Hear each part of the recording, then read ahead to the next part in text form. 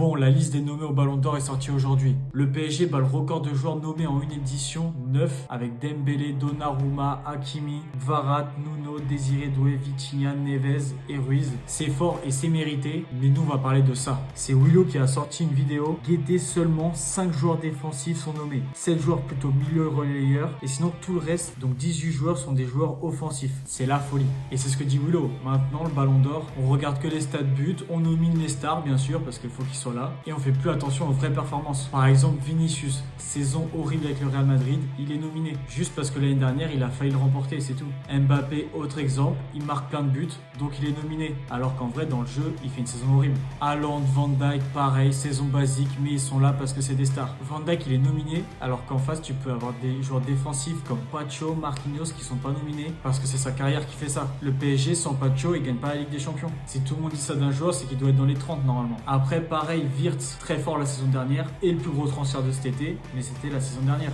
Cette année, il fait rien. Même Ryan Cherki fait une meilleure saison que lui. D'ailleurs, j'étais dès qu'il soit pas nommé dans les 30. Et vu que c'est un joueur de Ligue 1 qui joue à Lyon, Lyon fait pas une bonne saison, lui, il gagne aucun trophée, à part celui du meilleur dribbleur, du meilleur passeur en Ligue 1 et en Ligue Europa, mais pas assez de visibilité, donc il est pas nominé. Pareil, tu mets des Guirassy top buteur, ok, et Gravenberch, c'est qui? Parce que c'est grâce à lui que Liverpool devient champion d'Angleterre. Pareil au Real, tu mets encore des Vinicius, etc.